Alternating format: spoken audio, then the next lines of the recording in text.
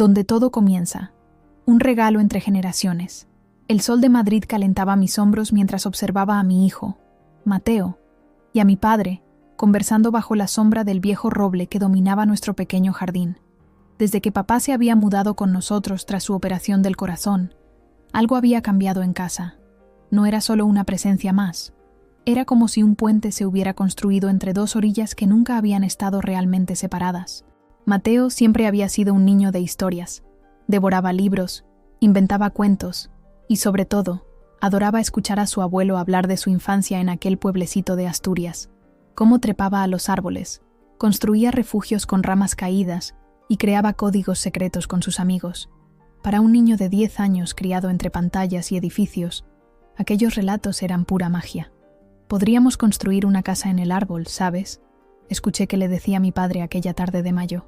Justo ahí, entre esas ramas gruesas.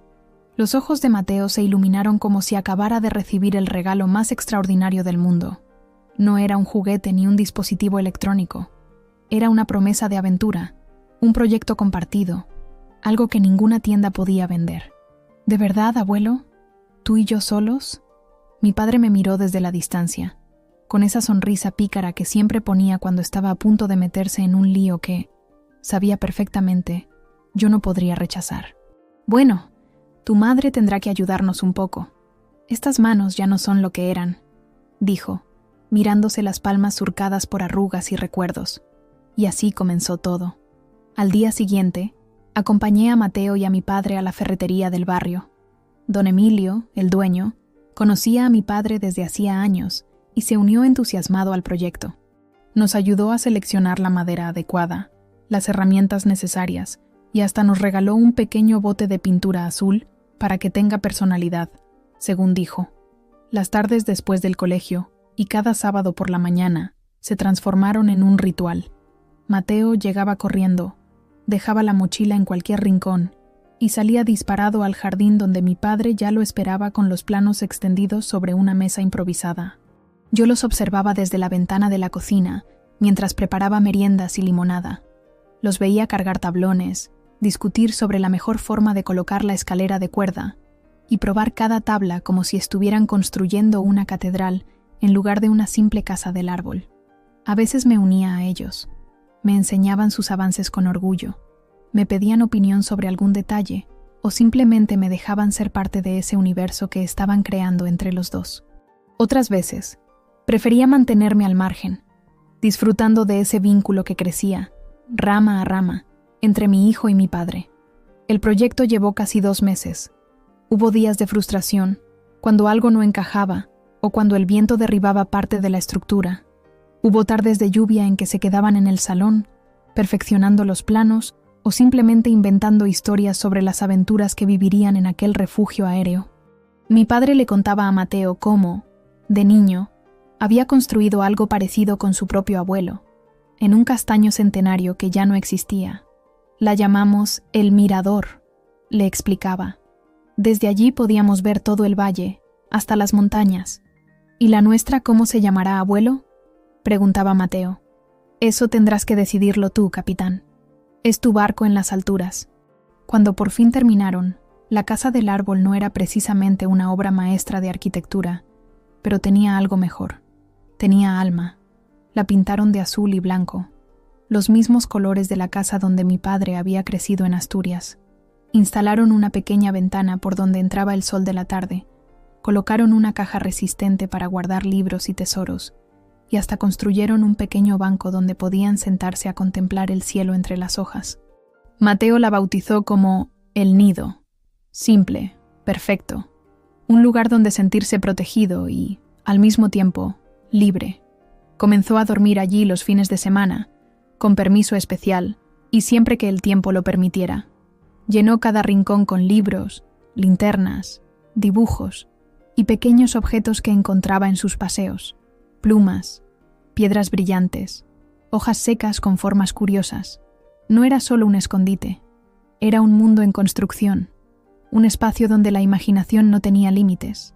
Por las noches, a veces, escuchaba a mi padre y a Mateo hablar en susurros desde el nido, historias de estrellas navegantes, de bosques encantados de tiempos en que los árboles hablaban, palabras que tejían un puente no solo entre ellos, sino entre el pasado y el futuro. Cuando yo no esté, escuché decir a mi padre una noche, «Esta casa seguirá aquí, y cada vez que subas, estaré contigo». No pude evitar que una lágrima silenciosa recorriera mi mejilla. No era tristeza lo que sentía. Era gratitud por ese legado invisible que mi padre estaba dejando, algo que ninguna enfermedad podría llevarse jamás. El verano avanzaba y el nido se convirtió en el centro de nuestras vidas. Los amigos de Mateo venían a visitarlo, maravillados por aquel tesoro que ninguno de ellos tenía en sus jardines de ciudad. Mi padre recuperó una vitalidad que los médicos no podían explicar, y yo redescubrí una parte de mi infancia que creía olvidada, esa capacidad de asombro ante lo simple, lo construido con las manos. Nunca imaginé que aquella felicidad pudiera ser frágil. Nunca pensé que los recuerdos, a veces, se convierten en objetivos. Quizás debí presentir algo cuando el señor Fernández, nuestro vecino, comenzó a mirar con demasiado interés nuestro jardín desde su terraza recién reformada. Quizás debí prestar más atención a sus comentarios sobre las ordenanzas municipales o la estética del vecindario, pero estaba demasiado ocupada siendo feliz, viendo crecer esa pequeña familia nuestra alrededor de un árbol y una promesa. No sabía que, a veces, la felicidad ajena resulta insoportable para quienes han olvidado cómo construir la suya propia. La pérdida llega en silencio y astillas. Me desperté con un silencio extraño. No cantaban los pájaros, no soplaba el viento, solo esa quietud densa, antinatural, que envuelve el aire antes de que algo sea realmente comprendido. El reloj marcaba las 7:30 de la mañana, y un rayo de sol se colaba entre las cortinas de mi habitación en nuestra casa de la calle Encina, en el barrio de Chamartín. Era domingo, día de tortilla y paseo, como decía mi padre. Nada presagiaba que este domingo sería diferente. Bajé a la cocina aún en pijama, extrañada por el silencio. Mateo solía ser el primero en levantarse los fines de semana, ansioso por subir a el nido antes que nadie. Preparé café mientras miraba distraídamente por la ventana. El jardín parecía normal a primera vista. El roble seguía ahí, imponente, con sus hojas meciéndose suavemente. Pero había algo raro, algo que mis ojos no terminaban de registrar. Fue entonces cuando lo vi. O mejor dicho, cuando vi lo que ya no estaba. El nido había desaparecido, no desmontado cuidadosamente, no retirado con precaución, simplemente destrozado, como si una tormenta con venganza personal lo hubiera hecho trizas. La escalera de cuerda colgaba inerte, cortada limpiamente. Las tablas pintadas estaban amontonadas en pilas rotas cerca de la valla. Los pequeños tesoros de Mateo, libros, dibujos, su colección de piedras, yacían esparcidos por el césped como heridos de guerra. Salí corriendo al jardín, sin importarme ir descalza o en pijama. La hierba húmeda por el rocío se me pegaba a los pies mientras me acercaba al árbol, incrédula. Toqué los restos de madera, los clavos torcidos, las astillas azules y blancas, todo real, todo destruido. «Mamá», la voz de Mateo me sobresaltó. Estaba en la puerta de la cocina, con el pelo revuelto y los ojos adormilados.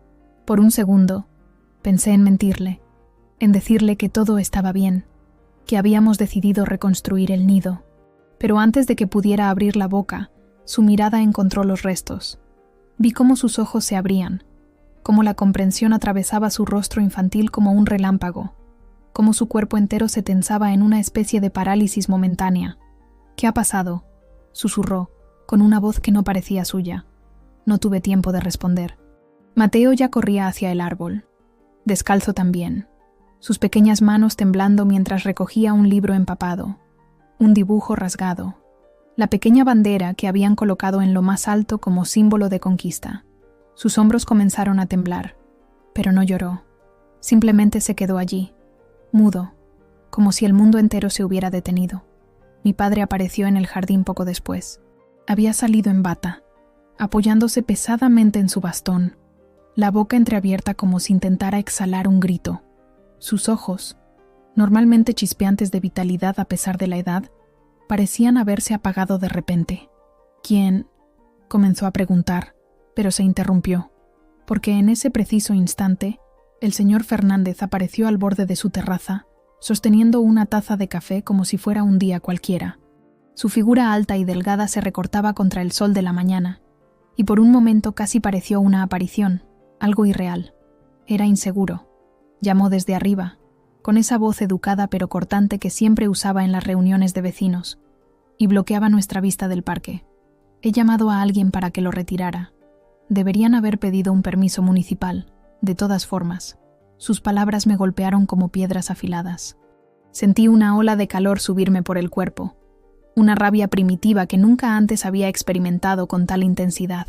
Pero no dije nada.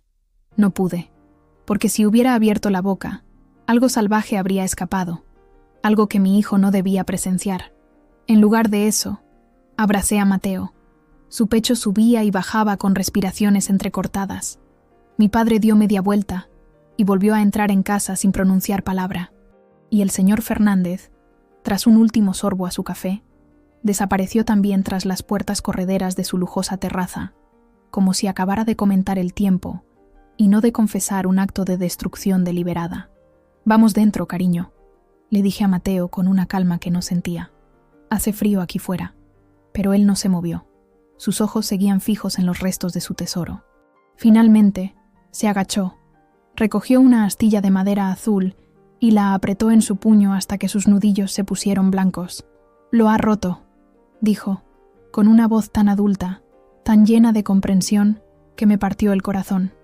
«Lo ha roto a propósito». Lo llevé dentro casi a la fuerza. En la cocina, mi padre ya estaba sentado a la mesa, con las manos cruzadas frente a él y la mirada perdida. Le preparé chocolate caliente a Mateo, café para mi padre, y un té para mí que ninguno de los tres tocó. El silencio era denso, como si las palabras se hubieran evaporado junto con el nido. «Podemos construir otro», dije finalmente, intentando sonar optimista. «Más fuerte, más grande incluso». Mi padre negó con la cabeza, muy despacio. «No es tan sencillo, Carmen», respondió usando mi nombre completo como solo hacía en los momentos graves. «Ese hombre tiene influencia en el ayuntamiento. Si lo reconstruimos, volverá a hacerlo». «Pero no tiene derecho», exploté. «Es nuestro jardín, nuestro árbol». «El derecho y la justicia no siempre van de la mano, hija». Mateo seguía en silencio, la taza de chocolate enfriándose entre sus manos. De pronto, se levantó y fue a su habitación. Regresó con un papel en la mano, el plano original de El Nido, dibujado con lápices de colores, con anotaciones en los márgenes escritas con la letra temblorosa de mi padre. «Lo guardaré», dijo simplemente, «para recordar». Pasamos el resto de la mañana recogiendo los restos, cada libro, cada juguete, cada trozo de madera. Los limpiamos, los ordenamos, como si estuviéramos preparando un funeral. Los vecinos pasaban y miraban, algunos con curiosidad, otros con vergüenza ajena, pero ninguno se detuvo a preguntar o a ofrecer ayuda. Madrid puede ser una ciudad muy solitaria a veces, incluso rodeada de gente. Por la tarde, llamé al ayuntamiento. Hablé con una funcionaria que me aseguró que revisaría el caso, pero su tono dejaba claro que no esperara demasiado. Busqué en Internet las normativas sobre construcciones en jardines privados. Como sospechaba, no se necesitaba permiso para estructuras no permanentes de menos de 3 metros de altura. El señor Fernández había mentido, o peor aún, había usado su influencia para torcer la verdad a su favor. Durante la cena, apenas hablamos. Mateo picoteó su comida sin apetito. Mi padre intentó contar una de sus historias, pero las palabras se le quedaban atascadas. Yo me esforzaba por mantener la calma, por no mostrar la rabia que me consumía por dentro. Cuando acosté a Mateo, me pidió que dejara la ventana abierta. «¿No tendrás frío?», le pregunté, extrañada. «Quiero escuchar el árbol», respondió, «para que sepa que no me he olvidado de él». Esa noche, mientras la casa dormía, salí al jardín con una linterna. Me senté bajo el roble, donde hasta esa mañana había estado el nido. Las estrellas brillaban entre las ramas, indiferentes a nuestras pequeñas tragedias humanas. Acaricié la corteza rugosa, sintiendo su fuerza, su paciencia. Los árboles saben de pérdidas y renacimientos. Han visto más injusticias de las que nosotros podríamos imaginar. «Te prometo que esto no quedará así», susurré. No sé si al árbol, a la noche o a mí misma. porque hay algo que el señor Fernández no sabía. Algo que quizás había olvidado en su mundo de terrazas perfectas y vistas privilegiadas. No se puede destruir un sueño simplemente rompiendo la madera que lo sostiene. Y algunas personas, cuando pierden lo que aman sin remordimiento alguno por parte del causante, no levantan la voz, levantan su determinación y esperan al anochecer, el dolor disfrazado de paciencia. Esa tarde, mientras el sol de Madrid comenzaba su descenso entre los edificios, me senté a la mesa de la cocina contemplando el plano de El Nido todavía pegado a la nevera con un imán en forma de girasol. Había preparado la merienda favorita de Mateo, pan con aceite y chocolate, pero el plato seguía intacto. Mi hijo se había sentado en el sofá del salón, con la mirada fija en la ventana que daba al jardín, como si esperara que el nido volviera a aparecer por arte de magia. Mi padre entró en la cocina arrastrando ligeramente los pies. Ese sonido familiar que antes me irritaba y que ahora me resultaba reconfortante. Un recordatorio de que seguíamos aquí, juntos, a pesar de todo. «Deberías comer algo, Carmencita», me dijo, usando ese diminutivo que solo él utilizaba. «No has probado bocado desde el desayuno». «No tengo hambre», respondí, sin apartar la mirada del plano. Era cierto. El nudo que sentía en el estómago no dejaba espacio para el hambre. Era una mezcla extraña de rabia y tristeza, de impotencia y determinación. Había vuelto a llamar al ayuntamiento 3 veces más. La última vez me habían pasado con un tal Rodríguez, que me aseguró que enviarían a alguien a evaluar la situación. Su tono condescendiente dejaba claro que no era una prioridad. «El señor Fernández siempre ha sido difícil», continuó mi padre, sentándose frente a mí. «Ya sabes cómo son algunos cuando llegan a cierta posición. Creen que el mundo es suyo y que los demás somos meros inquilinos. Conocía bien al señor Fernández, o al menos lo suficiente como para mantenerme a distancia. Había sido director de un importante banco antes de jubilarse, y ahora dedicaba su tiempo a presidir la comunidad de vecinos y a señalar las infracciones reales o imaginarias de todos los que vivíamos en la calle. Siempre impecablemente vestido, siempre con esa sonrisa que no llegaba a los ojos, siempre recordándonos, de manera sutil pero constante, que su casa era la más grande, su coche el más nuevo, su opinión la más importante. Pero esto era diferente. No era una queja por el ruido o por las flores que plantábamos en primavera. Era un acto deliberado de destrucción, una invasión, un mensaje que decía: «Puedo quitarte lo que quiera y no habrá consecuencias». «He leído la normativa otra vez», dije, mostrándole a mi padre las páginas que había impreso. «No se necesita permiso para estructuras no permanentes en jardines privados si no superan los 3 metros de altura». Él no tenía ningún derecho. Ninguno. Mi padre asintió lentamente, su mano descansando suavemente sobre la mía. «Lo sé, hija, pero tiene dinero, influencia, una voz lo suficientemente fuerte como para torcer los hechos y convertirlos en justificación. Eso no es justo. La justicia, a veces, hay que buscarla por caminos diferentes a los oficiales». Había algo en su voz, una nota que nunca antes había detectado, que me hizo mirarlo con atención. Mi padre siempre había sido el pacificador de la familia, el que creía en el diálogo, en tender puentes, pero ahora sus ojos reflejaban algo distinto, algo que parecía venir de muy lejos, quizás de aquella infancia en las montañas de Asturias, donde las cuentas se saldaban de maneras más directas. «¿Qué quieres decir?», pregunté, casi en un susurro. Antes de que pudiera responder, Mateo apareció en la puerta de la cocina. Tenía los ojos enrojecidos, aunque no lo había visto llorar en todo el día. Llevaba en la mano su cuaderno de dibujos, ese donde solía plasmar sus inventos y sueños. «Abuelo», dijo con voz queda, «¿podemos hablar?». Mi padre me miró brevemente, como disculpándose, y luego asintió a Mateo. «Claro, capitán. ¿Damos un paseo por el jardín?».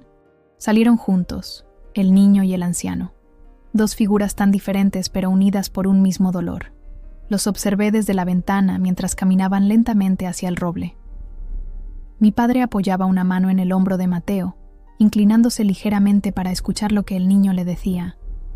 Vi cómo señalaban hacia arriba, hacia las ramas ahora desnudas de su tesoro compartido, y por un momento sentí que estaba viendo a mi padre cuando era joven y a mi abuelo, en ese hilo invisible que conecta a las generaciones a través del tiempo. Cuando volvieron, Mateo parecía más tranquilo. Se sentó a la mesa y comenzó a comer su merienda, ahora fría. Mi padre se sentó a su lado, con esa sonrisa cómplice que compartían cuando tramaban algo. «Déjalo ir, Carmen», me dijo mi padre cuando Mateo se fue a su habitación, por el bien de Mateo. Pero mi hijo no había hablado en todo el día, excepto con su abuelo en ese paseo secreto. Seguía mirando por la ventana, su rostro pálido y congelado, su dibujo favorito del nido arrugado en su mano. No estaba segura si lloraba la estructura o la traición, probablemente ambas, así que asentí a mi padre y besé su frente. «Descansa», le dije. «Mañana será otro día». Esa noche no dormí. Mi mente daba vueltas, repasando una y otra vez la imagen del nido destrozado, las palabras arrogantes del señor Fernández, la mirada herida de mi hijo. Algo dentro de mí, algo que ni siquiera sabía que existía, comenzó a tomar forma.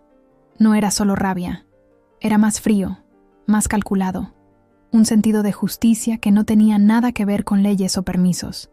Cerca de la medianoche, me levanté sin hacer ruido. Me vestí con ropa oscura, vaqueros, sudadera negra, zapatillas silenciosas. Recogí mi pelo en una coleta ajustada y me miré al espejo. Casi no me reconocí. La mujer que me devolvía la mirada tenía los ojos de alguien que ha tomado una decisión irrevocable. Salí de casa con sigilo. El barrio dormía bajo un cielo despejado, salpicado de estrellas indiferentes. Caminé hasta mi coche. Aparqué 2 calles más allá para no despertar sospechas. Conduje hacia el sur de Madrid, hacia un polígono industrial donde, sabía, vivía un antiguo compañero de trabajo. Miguel había sido carpintero antes de entrar en la empresa. Ahora tenía un pequeño taller donde hacía trabajos especiales, como él los llamaba. Las calles estaban desiertas. Solo algún taxi ocasional, algún grupo de jóvenes volviendo de fiesta.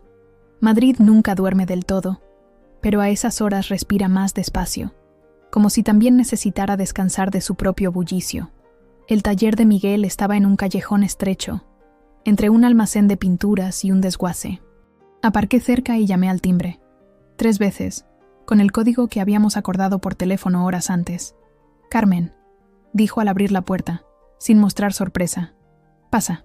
El interior olía a madera, a barniz y a cigarrillos. Miguel no había cambiado mucho desde la última vez que lo vi. El mismo pelo canoso cortado al rape, los mismos ojos oscuros que parecían estar siempre calculando distancias y ángulos, las mismas manos grandes y encallecidas. «¿Estás segura?», me preguntó, después de escuchar mi historia. «Una vez que te lo lleves, no hay vuelta atrás». «Estoy segura», asintió, comprendiendo que no era momento de sermones ni de advertencias. De un armario cerrado con llave sacó algo envuelto en tela oscura. Lo desenvolvió con cuidado, mostrándome lo que había venido a buscar. Algo frío, pesado y preciso. «Te enseñaré cómo usarlo», dijo simplemente. «No es difícil, pero hay que tener cuidado». Durante la siguiente hora, me instruyó con la paciencia de quien ha enseñado a muchos antes. Sus explicaciones eran claras, técnicas, desprovistas de juicios morales. Cuando terminó, envolvió el objeto de nuevo y me lo entregó. «Cuando termine, quémalo todo», dijo como despedida. «La ropa, los guantes, todo. Y nunca vuelvas a contactarme». El viaje de regreso fue extrañamente tranquilo, como si estuviera conduciendo hacia casa después de un día normal de trabajo, y no con un instrumento de destrucción en el asiento del copiloto. La ciudad comenzaba a despertar. Panaderos abriendo sus hornos, barrenderos limpiando las calles, algún madrugador saliendo a correr. La vida cotidiana, ajena a las pequeñas revoluciones personales que se gestan en la oscuridad. Llegué a casa justo cuando el cielo empezaba a clarear. Entré con el mismo sigilo con que había salido. Escondí mi paquete en el cobertizo del jardín, bajo herramientas que nadie usaba desde hacía años. Me duché, me cambié de ropa y comencé a preparar el desayuno como cualquier otro día. Mi padre fue el primero en bajar. Me miró largamente, con esos ojos que siempre parecían ver más allá de las apariencias. «Has madrugado», dijo, sin hacer ninguna pregunta. No podía dormir. Asintió, como si comprendiera exactamente lo que no estaba diciéndole. Se sentó a la mesa mientras yo servía el café. «El pequeño ha dormido bien», comentó. «Hablamos mucho ayer». «¿De qué?», de pérdidas, de injusticias, de cómo, a veces, el mundo no funciona como debería. Hubo un silencio, uno de esos momentos en que las palabras sobran porque todo está siendo dicho sin ellas. Recuerdo cuando tu abuelo me enseñó a tallar madera, continuó finalmente.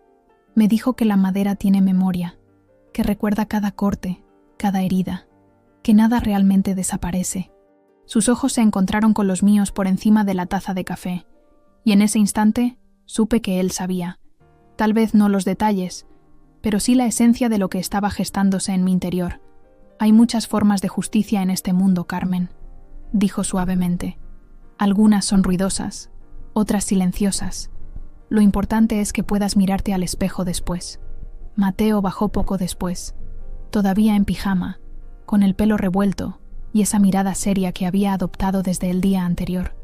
Mientras desayunaba, le pregunté qué quería hacer ese día.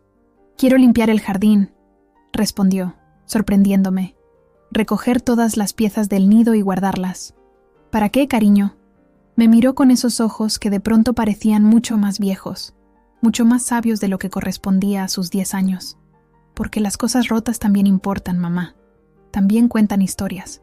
Y así pasamos el día, recogiendo cada astilla, cada clavo, cada trozo de lo que había sido el nido. Los guardamos en cajas que Mateo etiquetó cuidadosamente: suelo, paredes, ventana, techo, como si estuviera conservando piezas de arqueología, fragmentos de una civilización perdida. Mientras tanto, yo observaba la casa del señor Fernández desde la distancia, sus movimientos, sus horarios, la luz de su despacho que se encendía a las 6 de la tarde, la cena que su asistenta le servía puntualmente a las 8, el paseo que daba por el jardín antes de acostarse, inspeccionando que todo estuviera en orden. Porque la rabia no arde rápido, como cree la gente. La verdadera rabia es fría, paciente, metódica. Espera el momento adecuado. Se planifica con la precisión de un relojero.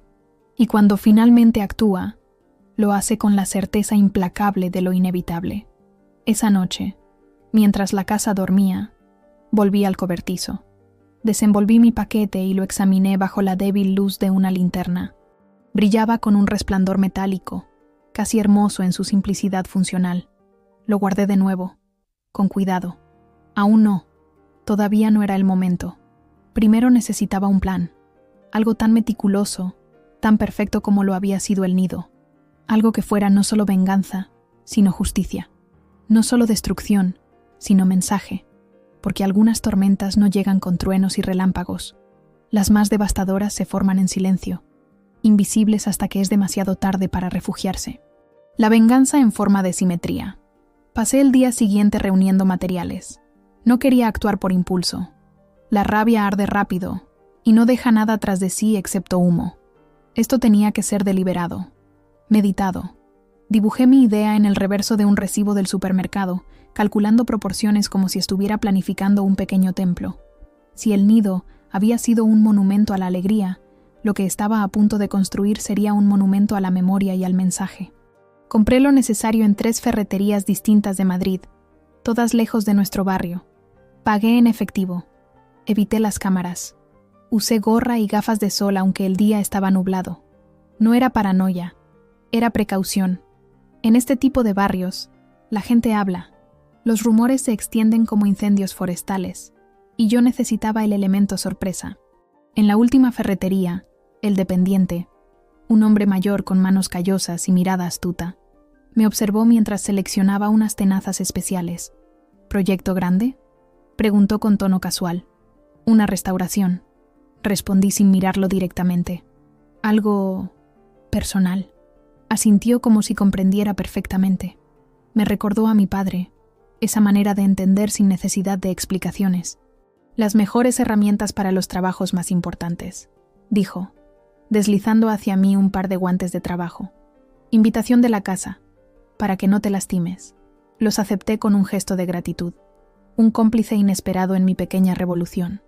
O quizás solo un hombre que había visto suficiente mundo como para reconocer la determinación cuando la tenía delante. Al atardecer, me senté en las sombras de nuestro jardín, observando cómo la luz dorada se derramaba sobre la casa del señor Fernández, su terraza, su impecable barandilla de cristal, las tumbonas caras, la forma en que su vista llegaba ahora sin interrupciones hasta el parque que se extendía más allá. Bebía vino, su esposa reía dentro, se veían tan cómodos en su robo, tan intocados por el dolor que habían causado. Mateo jugaba dentro con mi padre. Los escuchaba reír de vez en cuando, un sonido que hacía que mi determinación creciera. No habían vuelto a mencionar el nido en todo el día, pero lo veía en sus ojos cuando miraban hacia el jardín. Una ausencia que dolía más que cualquier presencia. Cuando la noche cayó, cené con ellos con normalidad. Ayudé a Mateo con sus deberes de matemáticas. Vi con mi padre el programa de televisión que seguíamos juntos los martes. Una velada familiar, ordinaria. Nadie habría sospechado que bajo esa apariencia de normalidad se estaba gestando algo tan distinto. «Estás tranquila», comentó mi padre cuando Mateo se fue a la cama. «Demasiado tranquila. A veces es la única forma de seguir adelante». Me miró largamente, como evaluando si debía preguntar más. Finalmente, suspiró y se levantó apoyándose en su bastón. «Solo recuerda que el niño te está mirando», dijo antes de irse a su habitación. «Siempre». Sus palabras me acompañaron mientras esperaba a que la casa se sumiera en el sueño. ¿Me estaba advirtiendo? ¿Dándome su bendición? Con mi padre, a veces era difícil saberlo. Había crecido en una época donde los hombres no hablaban directamente de ciertas cosas, especialmente de justicia y venganza. Esperé hasta medianoche. La luna estaba llena, el viento en calma. En las casas vecinas, las luces se habían apagado una a una. Solo quedaba encendida la farola de la esquina, proyectando sombras alargadas sobre las aceras desiertas. Me vestí de negro de pies a cabeza.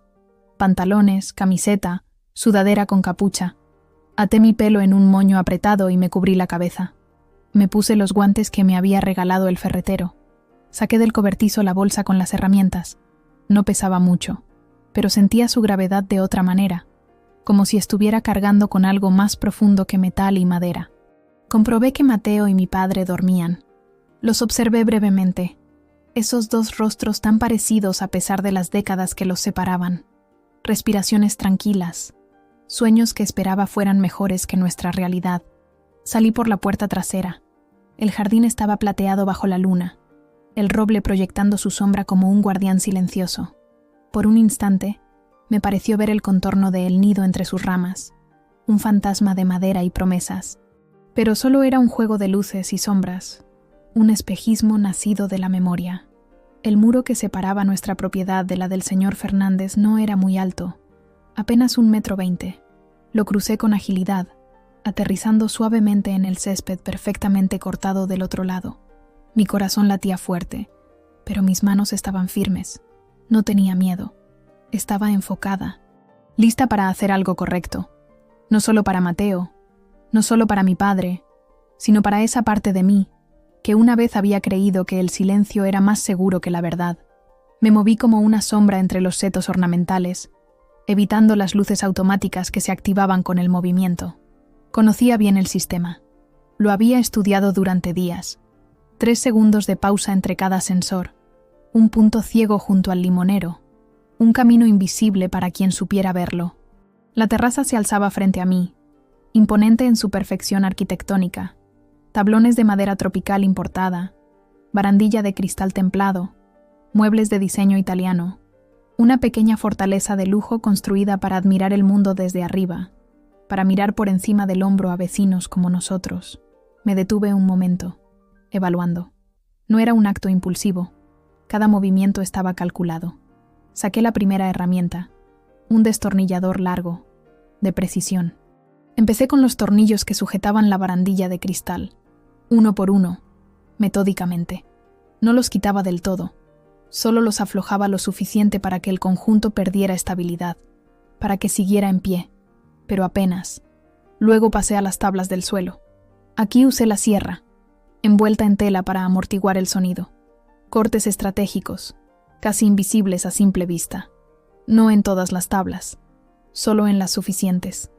Las que soportaban más peso, las que crujirían bajo los pies cuando alguien caminara con confianza. Las tumbonas fueron más sencillas. Bastó con aflojarlas juntas, cortar algunos tornillos y debilitar los puntos de apoyo. Se verían perfectas, invitarían a sentarse, pero cederían ante el primer peso. Trabajé durante 2 horas, meticulosa, paciente, sin prisas, cada movimiento pensado, cada corte medido. No era destrucción lo que buscaba, era simetría, un reflejo exacto de lo que nos habían hecho, un mensaje que no necesitaba palabras. Cuando terminé con las estructuras, saqué de mi bolsa algo que había guardado con especial cuidado, una tabla azul y blanca, recuperada de los restos de El Nido. El nombre de Mateo aún era visible en ella, pintado con letras infantiles. La coloqué en el centro de la terraza, clavada con precisión al tablón principal, donde sería imposible no verla. No dejé firma, ni confesión, solo el eco inequívoco de un equilibrio restaurado.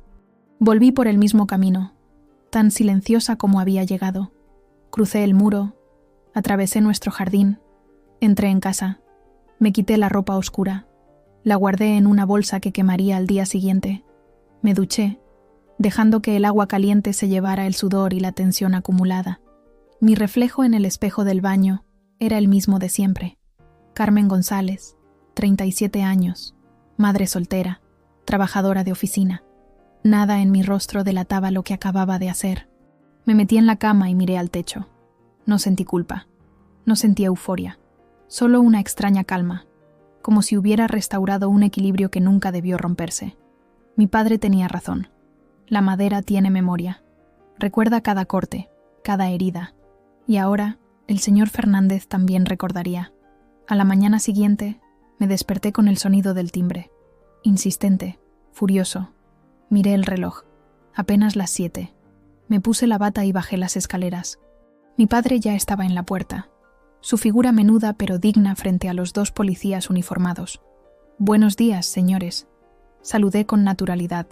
«¿En qué puedo ayudarles?» «Señora González, ha habido un incidente en la casa de su vecino», explicó el más joven, consultando su libreta. «Al parecer, su terraza se ha colapsado esta mañana». «¿Colapsado?», repetí, con la sorpresa justa. «¿Cómo es posible?» «Eso estamos investigando», intervino el otro agente, de más edad y mirada escéptica. «Su vecino ha mencionado que ustedes tuvieron un altercado recientemente, algo sobre una estructura en su jardín». Mi padre dio un paso adelante. «Mi nieto y yo construimos una casa en el árbol», explicó con voz serena. «El señor Fernández la hizo derribar sin nuestro permiso ni autorización legal». Los policías intercambiaron una mirada. «¿Tiene alguna prueba de eso?», preguntó el mayor. «Tenemos fotos», dije. «Y los restos. Los guardamos todos». Mateo apareció entonces, frotándose los ojos somnolientos. Al ver a los policías, se quedó paralizado en el pasillo. «¿Quiénes son?», preguntó en voz baja. «Son policías, cariño», respondí. «Han venido porque ha ocurrido un accidente en la casa del señor Fernández». Sus ojos se abrieron, súbitamente despiertos. No dijo nada, pero noté cómo su mirada iba de los agentes a mí, y luego a mi padre, con una pregunta silenciosa. «¿Podríamos ver esas fotos?», pidió el agente joven. «¿Y los restos que mencionó?». «Por supuesto», contesté. «Pasen, por favor. Les prepararé un café mientras busco todo». Mientras los policías entraban, capté la mirada de mi padre. Había algo en sus ojos, un brillo que podría ser orgullo o preocupación, o quizás ambas cosas. Asintió levemente, casi imperceptiblemente. Un gesto que decía más que 1000 palabras. La mañana avanzaba, y desde la ventana de la cocina podía ver el alboroto en la casa del señor Fernández. Más policías, una ambulancia, vecinos curiosos agolpándose en la acera. Al parecer, había intentado salir a la terraza con su café matutino, como hacía cada día. La barandilla había cedido, las tablas se habían partido, las tumbonas se habían desplomado como castillos de naipes. No estaba gravemente herido, una contusión, un par de cortes, pero su orgullo había sufrido un golpe mucho más severo. Especialmente cuando los agentes encontraron que no tenía permiso para esa terraza, que había sido construida fuera de normativa, que ocupaba más espacio del autorizado. Y lo más curioso, en medio de los escombros, una tabla azul y blanca con el nombre de un niño escrito en letras temblorosas. Un recordatorio, como un eco, de que lo que se toma sin permiso a veces regresa de maneras inesperadas. Lo que fue arrebatado es recordado, por la fuerza si es necesario. Al amanecer, la terraza del señor Fernández ya no era una terraza. Era un montón de madera destrozada y cristal roto, cerrado con precisión hasta convertirse en caos. Las tumbonas estaban reducidas a astillas. La barandilla, fragmentada en trozos afilados, y en medio de todo, clavada a lo que quedaba de la viga principal, una tabla azul y blanca de El Nido. El nombre de Mateo seguía visible, pintado con letras infantiles. No dejé firma ni confesión, solo el eco inconfundible de la simetría. La policía vino, por supuesto. Los vecinos salieron a la calle en pijama, atraídos por el escándalo. El señor Fernández gritaba órdenes y amenazas desde su jardín, apuntando hacia nuestra casa con un dedo tembloroso de indignación. Su rostro, normalmente compuesto y altivo, era ahora una máscara roja de furia. «Fueron ellos», vociferaba. «Sé que fueron ellos. Es venganza por esa casucha que construyeron ilegalmente». Me mantuve tranquila cuando los agentes vinieron a interrogarnos. Respondí a sus preguntas con la serenidad de quien no tiene nada que ocultar. Sí, habíamos tenido un conflicto con el señor Fernández. Sí, había destruido la casa del árbol de mi hijo sin nuestro permiso. No sabíamos nada sobre lo ocurrido en su terraza. Trabajé hasta tarde anoche, expliqué. Luego vi una película con mi padre. Pueden comprobarlo en el historial de Netflix.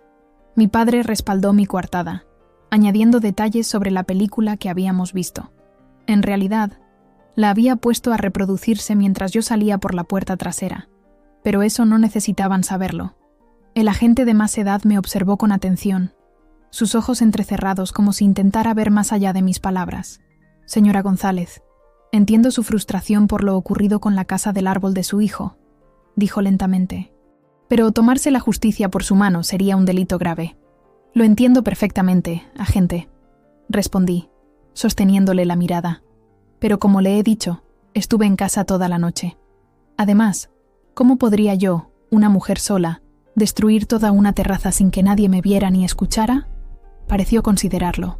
Era cierto. La imagen de una madre trabajadora desmontando una estructura de madera y cristal a altas horas de la noche resultaba poco creíble.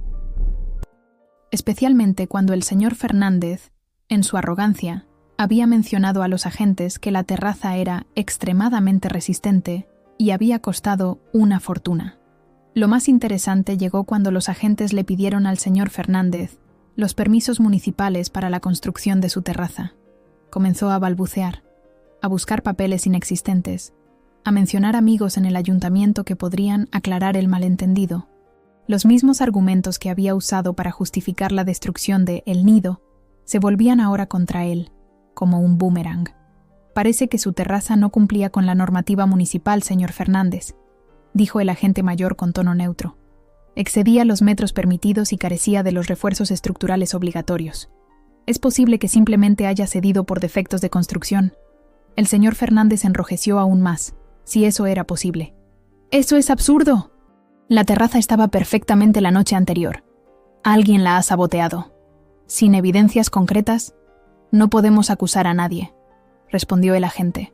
«Abriremos una investigación, por supuesto, pero por ahora parece un caso de construcción defectuosa».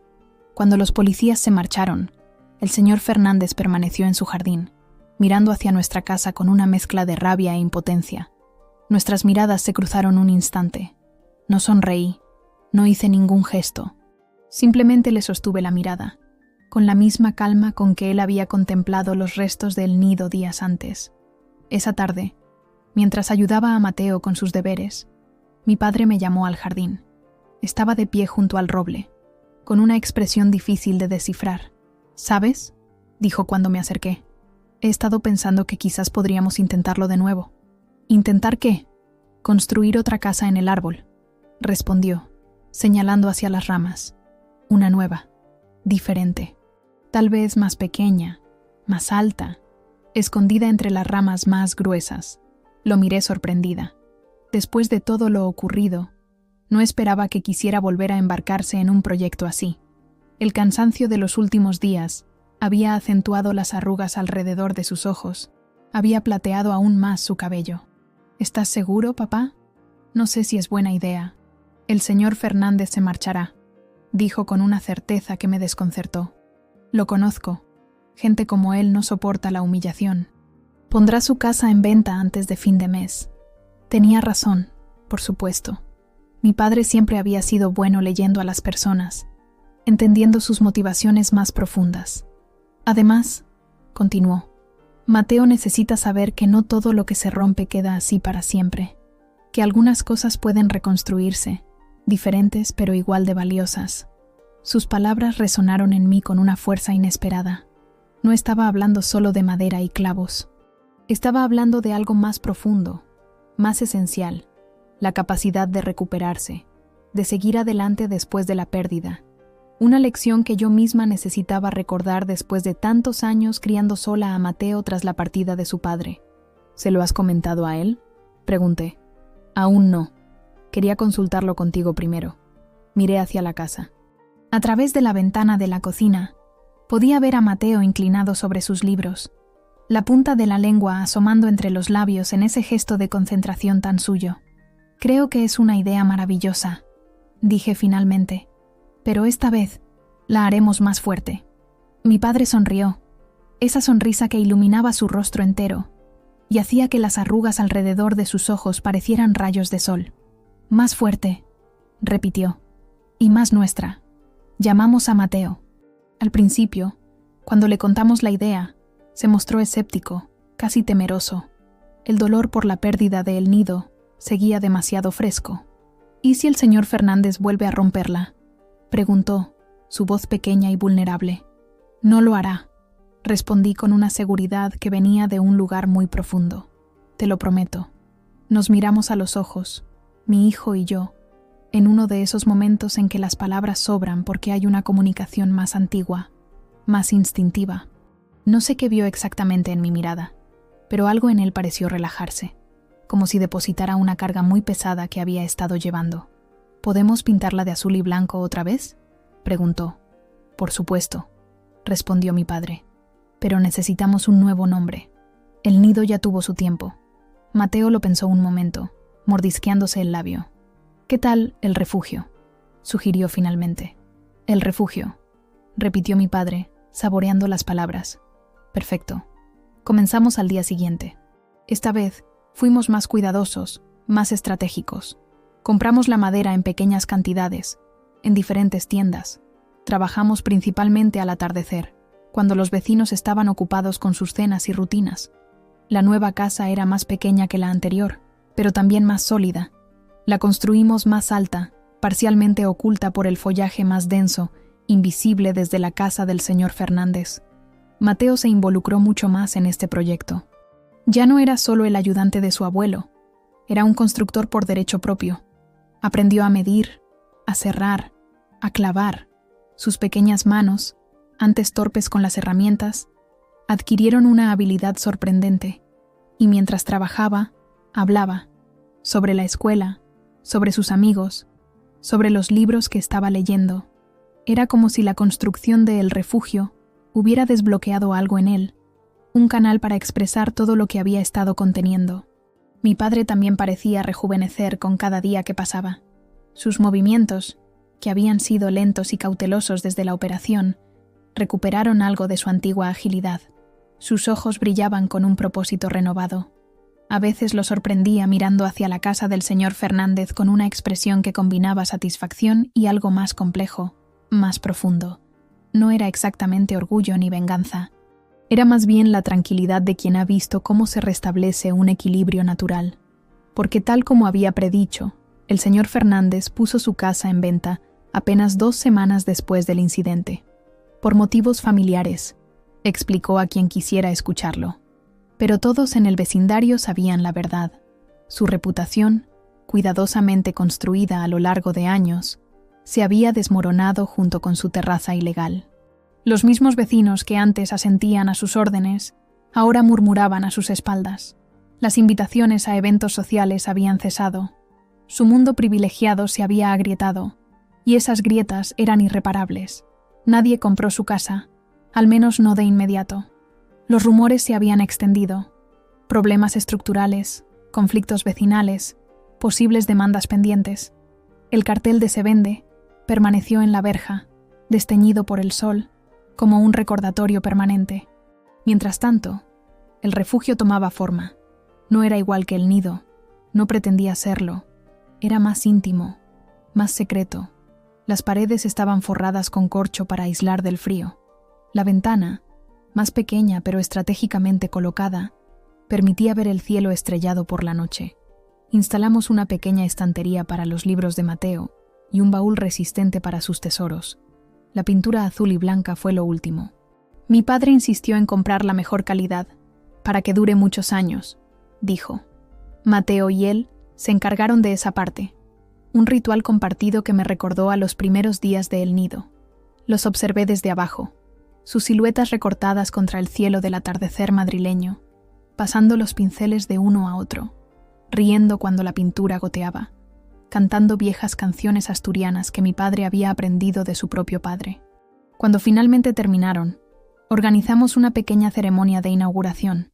Solo nosotros tres, una merienda especial y una botella de sidra para brindar. Por el refugio, dijo mi padre, alzando su vaso, y por los refugios que construimos unos para otros. Por el refugio, repitió Mateo, con una sonrisa que no había visto en semanas. Brindamos mientras el sol se ponía, bañando el refugio en una luz dorada que parecía bendecirlo. No era el mismo, no pretendía serlo, pero era nuestro. Esa noche, Mateo pidió dormir allí por primera vez. Lo ayudé a subir su saco de dormir, su almohada favorita, la linterna nueva que habíamos comprado especialmente para la ocasión. Antes de dejarlo, me detuvo con una pregunta. Mamá, ¿crees que las cosas malas siempre vuelven a pasar? Me senté junto a él, en el suelo recién pintado que olía a madera y posibilidades. No, cariño. A veces las cosas malas pasan para enseñarnos algo, para mostrarnos lo fuertes que podemos ser. ¿Como tú?, preguntó, con esa intuición aguda que a veces me sorprendía. ¿Como yo? Sí. El abuelo dice que eres como los robles, que puedes doblarte con el viento, pero nunca te rompes. Sentí un nudo en la garganta. ¿Era eso lo que mi padre le había dicho? ¿Era así como me veían? Todos somos fuertes a nuestra manera, Mateo, respondí acariciando su pelo. Tú también lo eres, más de lo que crees. Me sonrió, esa sonrisa que iluminaba todo su rostro, y me recordaba por qué cada lucha, cada sacrificio valía la pena. Te quiero, mamá, dijo simplemente, y yo a ti, mi vida, más que a nada en el mundo. Bajé del árbol con el corazón lleno. Mi padre me esperaba abajo, su figura recortada contra las luces de la cocina. Has hecho algo extraordinario, Carmen, dijo cuando me acerqué. Corregí. Lo hemos hecho juntos. Me apretó el brazo suavemente, un gesto que valía más que 1000 palabras. Luego miró hacia la casa del señor Fernández, ahora a oscuras y silenciosa. La justicia tiene formas curiosas de manifestarse, comentó, con esa sabiduría tranquila que había adquirido con los años. A veces llega como un trueno, otras como un susurro que nadie puede rastrear. Asentí, comprendiendo perfectamente a qué se refería. No hablamos más del tema esa noche, ni las siguientes. No era necesario. Hay silencios que contienen todas las verdades importantes, todos los reconocimientos necesarios. El otoño llegó, pintando el roble de tonos cobrizos y dorados. El refugio, entre sus ramas, parecía cambiar con las estaciones, adaptándose, resistiendo, como nosotros. Mateo volvió a invitar a sus amigos, a compartir sus historias y secretos en esa altura segura. Mi padre retomó sus paseos por el barrio, saludando a los vecinos con renovada energía, y yo comencé a dormir mejor, sin sobresaltos, sin esa rabia fría que me había acompañado durante días, porque a veces lo que es arrebatado puede ser recordado de muchas maneras, con tristeza, con rabia, con resignación, o con la certeza silenciosa de que el equilibrio, tarde o temprano, siempre se restaura, por las buenas o por las malas. A veces, la justicia es un susurro que nadie puede rastrear. Han pasado 6 meses. El señor Fernández puso su casa en venta poco después del incidente. Dijo que el barrio había cambiado. Nadie la compró. Los rumores se extendieron. La terraza destrozada nunca fue reparada. como una herida abierta que nadie se atrevía a curar. Cada mañana, al abrir las cortinas de mi dormitorio, veo ese recordatorio silencioso, las tablas rotas, los cristales ausentes, el espacio vacío donde antes había presunción y arrogancia. El invierno madrileño ha sido suave este año. Las heladas que tanto temíamos no llegaron a afectar a el refugio. Mi padre reforzó el techo con material aislante y Mateo añadió una pequeña estufa de pilas que encontró en una tienda de artículos de camping. Es sorprendente cómo ese pequeño espacio entre las ramas se ha convertido en el corazón de nuestra casa, en el centro gravitacional alrededor del cual giran nuestras vidas. Mateo habla de el nido a veces, pero solo con cariño ahora, como si el recuerdo hubiera sido sellado y preservado. No hay amargura en su voz cuando lo menciona, solo una especie de nostalgia dulce, la clase que no duele sino que enseña. Mi padre cuenta a sus amigos que rediseñamos la casa del árbol para adaptarla a nuevas ideas. Nadie insiste en saber más. Hay un acuerdo tácito en el vecindario, un silencio respetuoso alrededor de lo ocurrido. Esta mañana, mientras preparaba el desayuno, sorprendí a Mateo mirando hacia el viejo roble con una sonrisa. No era una sonrisa de pérdida, sino de una especie de orgullo tranquilo. No sabe lo que hice, o quizás sí lo sabe, de esa manera en que los niños a veces saben sin preguntar. De cualquier forma, está sanando. Eso es suficiente para mí. Mi padre ha mejorado notablemente desde que construimos el refugio. Los médicos están sorprendidos por su progreso, por cómo su corazón parece haber encontrado un nuevo ritmo, más fuerte, más constante. Sea lo que sea que estén haciendo, funciona, nos dijo el cardiólogo en su última revisión. No le explicamos que la mejor medicina había sido un proyecto compartido, un acto de resistencia y reconstrucción. Yo también he cambiado. Hay una calma en mí que no existía antes, una certeza tranquila de que puedo enfrentar lo que venga. Mi jefe en la oficina ha comentado que parezco más centrada, más segura. Me han ascendido recientemente. Ahora coordino todo el departamento de contabilidad. Es irónico pensar que, de alguna manera, el señor Fernández y su acto de crueldad me empujaron hacia esta versión más firme de mí misma. Aún conservo la bolsa, guardada en el ático, envuelta en tela, intacta, las herramientas que usé aquella noche, limpias y ordenadas, esperando. No creo que vuelva a necesitarlas, pero hay algo reconfortante en saber que están ahí, un recordatorio de que tengo la capacidad de actuar, de cambiar las cosas, de no ser simplemente una espectadora en mi propia vida. No me arrepiento de lo que hice, solo lamento que fuera necesario hacerlo. Pero a veces, cuando las personas toman lo que amas sin remordimiento, no levantas la voz, levantas tu determinación y esperas al anochecer. El señor Fernández sigue viviendo en su casa, aunque ya casi no sale. Las pocas veces que lo veo, evita mirarme directamente. Su esposa lo dejó hace 3 meses. Otra historia que circula en susurros por el vecindario. Parece que la humillación de la terraza fue solo el catalizador de algo que llevaba tiempo gestándose. Ahora vive solo, rodeado de habitaciones vacías y una terraza que nunca reparó, como si mantenerla destrozada fuera una forma de aferrarse a su papel de víctima. A veces, cuando paso frente a su casa, siento una punzada de algo que podría confundirse con culpa, pero no lo es. Es más complejo, más matizado. Una conciencia de que nuestras acciones tienen consecuencias que van más allá de lo que podemos prever. No destruí solo una terraza aquella noche. Desmonté la fachada de superioridad tras la que se escondía un hombre inseguro. Expuse grietas que ya existían. Esta tarde he visto a Laura, la antigua esposa del señor Fernández, en el supermercado. Me ha saludado con una sonrisa que nunca antes le había visto. Más ligera, más auténtica. Me ha contado que se ha mudado a un pequeño apartamento cerca del Retiro, que ha vuelto a pintar después de 15 años sin tocar un pincel. A veces necesitamos que algo se rompa para poder reconstruirnos, me ha dicho mientras seleccionaba naranjas. Suena extraño, pero casi le estoy agradecida a quien destruyó esa maldita terraza. Fue como si, de repente, todas las grietas que estábamos ignorando se hicieran visibles de golpe. He asentido, guardando para mí la ironía de sus palabras. Algunas verdades son mejores cuando permanecen en silencio. Esta noche, después de cenar, Mateo ha pedido permiso para dormir en el refugio. Hace frío, pero el saco de dormir térmico que le regalamos por su cumpleaños es suficientemente caliente. Lo he acompañado hasta arriba, como hago siempre, para asegurarme de que tiene todo lo que necesita. La linterna, el walkie-talkie por si necesita llamarnos, un termo con chocolate caliente. Mientras me despedía, me ha detenido con una pregunta inesperada. «Mamá, ¿tú crees que las personas malas reciben su merecido?» Me he sentado a su lado, pensando cuidadosamente mi respuesta. No quería mentirle, pero tampoco podía decirle toda la verdad. Creo que el mundo busca su equilibrio, de una forma u otra. He respondido finalmente. A veces tarda más de lo que nos gustaría, pero al final, cada acción tiene su consecuencia. Ha asentido, como si mi respuesta confirmara algo que ya sabía. El abuelo dice que fuiste muy valiente, que no cualquiera hubiera hecho lo que tú hiciste. Mi corazón ha dado un vuelco.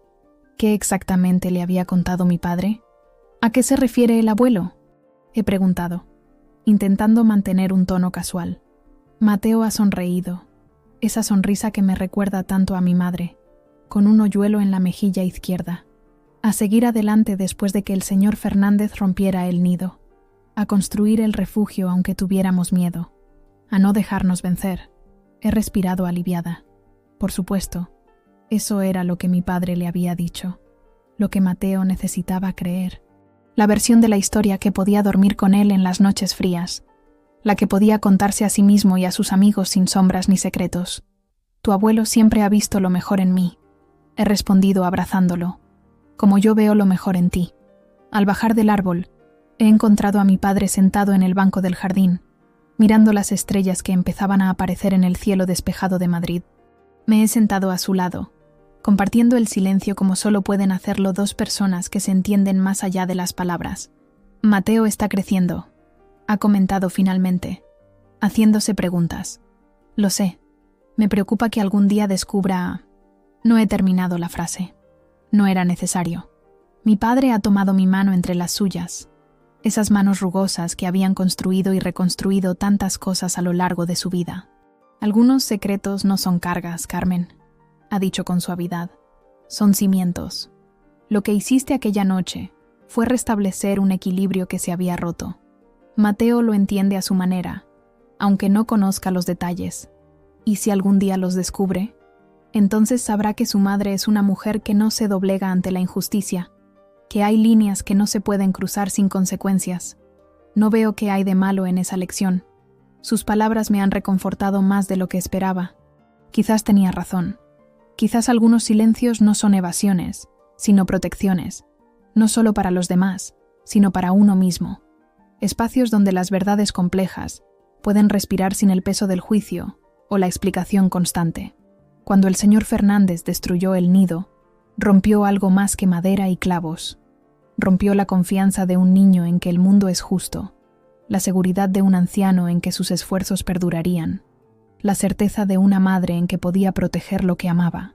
Esas heridas invisibles merecían una reparación que ninguna disculpa, ninguna compensación oficial podría proporcionar. A veces pienso en aquella noche, en la luna llena iluminando el jardín del señor Fernández, en mis manos firmes desmontando metódicamente su presunción. No fue un acto de rabia ciega, fue un acto de justicia calculada, de equilibrio restaurado, y si tuviera que hacerlo de nuevo, no cambiaría nada. Todavía tengo la bolsa, guardada en el ático, envuelta en tela, intacta. La conservo no porque crea que volveré a necesitarla, sino como recordatorio de que hay dentro de mí una fuerza que ni siquiera yo conocía completamente, una capacidad para actuar cuando es necesario, para defender lo que amo con una determinación que no sabía que poseía. Esta noche, antes de acostarme, he salido al jardín una última vez. El refugio es apenas visible entre las ramas del roble, un contorno más oscuro contra el cielo estrellado. Dentro, la pequeña luz de la linterna de Mateo parpadea como una estrella caída. Mi padre duerme ya, su respiración profunda y regular audible a través de la puerta entreabierta de su habitación. La casa está en calma, en paz, y yo también lo estoy, con mis decisiones, con mis silencios, con la justicia que no busqué en juzgados ni en denuncias, sino en la quietud de una noche de luna llena, con herramientas precisas y manos decididas. Porque la verdadera justicia, a veces, no necesita proclamarse. No requiere testigos ni aplausos. Es un acto íntimo, casi sagrado, entre quien causa el daño y quien lo repara. Un susurro en la noche que nadie puede rastrear, pero cuyo eco resuena en el restablecimiento del orden natural de las cosas. Y ese susurro, ese eco, ese equilibrio restaurado, es suficiente, al menos para mí. Para Carmen González, madre, hija, mujer que aprendió que el silencio, a veces, no es rendición, sino la forma más poderosa de victoria.